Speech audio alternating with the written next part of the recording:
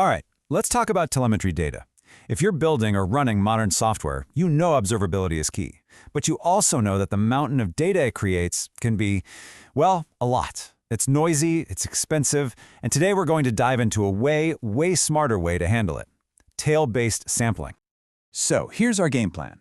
We'll kick things off by really digging into the telemetry data problem. Then we'll put head and tail sampling head to head. We'll explore why having the full context is such a game changer, see how this all works in the real world, and then look ahead at how it fuels AI ops. And don't worry, I'll wrap it all up with a playbook you can actually use. Okay, so let's get right to the heart of the matter. We're in this weird situation in observability, right? We're absolutely drowning in data, collecting more than ever before, but we're still starving for those golden nuggets of insight. The truth is, more data often just creates more noise and drives up our cloud bills. I mean, does this hit close to home for you? Are you constantly fighting with telemetry that feels way too noisy and costs a fortune to manage? If you're an SRE or an engineer, I'm guessing you're nodding your head right now. You've felt this pain.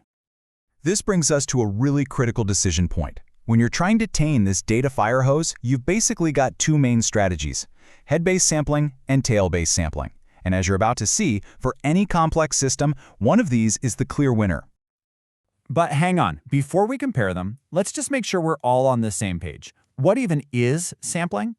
Super simple. It's just the process of deciding which traces, which journeys of a request through your system you're going to keep and which ones you're going to throw away.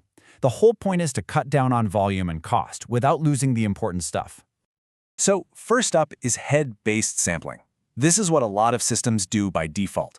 The moment a trace starts, the head of the trace, a decision is made. Keep it or drop it. It's fast, it's simple, but it has a massive flaw. You're making a decision blind, with almost no information. You might drop a trace that just a few milliseconds later runs into a critical error. Oops. And that's exactly where tail-based sampling changes the game. With this approach, you wait. You let the entire trace run its course through all your services, and only then, after it's complete, do you make a decision. This means you have the full story, every error, every slow database call, everything, before you decide if it's worth keeping. And this slide just lays it all out, doesn't it? Head-based is a guess made at the beginning with no context. Tail-based is an intelligent, informed decision made at the end with all the context. This is what lets you stop collecting everything and start collecting only what actually matters: the problems, the errors, the things you need to fix. I just love this analogy because it makes it so clear. Tail-based sampling is like a good detective. It doesn't rush to judgment. It waits. It gathers all the clues, all the evidence from the entire crime scene, or in this case, the entire trace, before it makes a call. It's just smarter. So let's really dig into this power of full context. Because waiting to decide isn't just some small technical difference. It totally changes what you can achieve with your observability data. It's a real game changer. And here's where the rubber meets the road. Got way too much data? Well, tail sampling lets you cherry pick just the critical traces. Is debugging a nightmare because you're missing the traces that actually show the error? Bam! It guarantees you keep 100% of your error traces. Are your cloud costs spiraling out of control? You can now confidently drop the 99% of everything's fine traces and focus on the 1% that isn't. So how does this magic actually work? Well, let's follow a trace. It starts its journey hopping between your microservices. Once it's all done, the complete trace arrives at a central collector. That collector then looks at the whole thing and checks it against a list of rules, your policies. Based on those rules, it makes a smart call. Hey, this one has an error, we're keeping it. Or, this one was super slow, definitely keep. Or, nope, this one looks perfectly normal, drop it. Okay, so that's the theory, but let's talk about what this means in the real world, for your team, for your budget.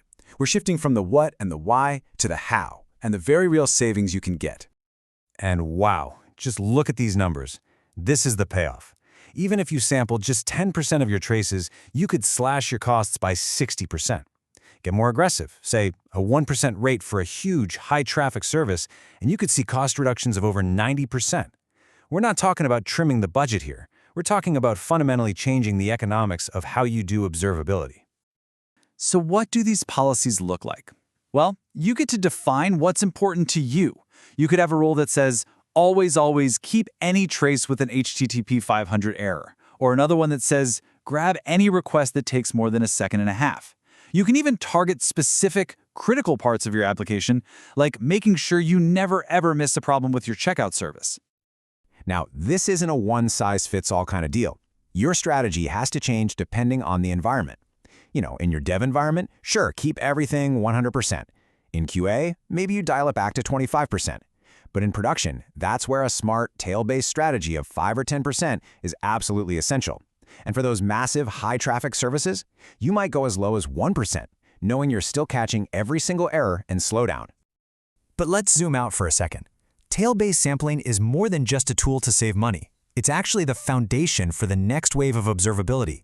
It's the engine that powers AI ops or AI for IT operations. See, once your data stream is clean, once it's only the interesting high-signal stuff, you can start to do some incredible things. You can automatically find the root cause of failures. You can start to predict incidents before they impact users, and you can intelligently group similar failures to spot widespread patterns.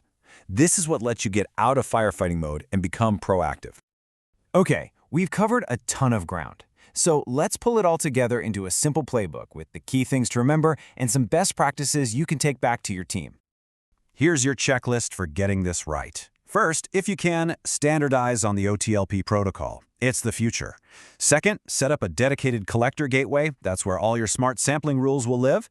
Third, always use sampling together with batching and a memory limiter to keep things stable. And finally, make your data even richer by adding custom spans to track important business events. It makes your filtering that much more powerful. So if you remember one thing, remember this progression. Head-based sampling gives you a basic reduction in data. Tail-based sampling levels that up to quality retention. You're keeping the good stuff. But when you combine that smart sampling with AI ops, that's when you unlock true root cause intelligence. It's a journey from less data to smarter data. And I'm going to leave you with this final thought, because it really captures the whole idea.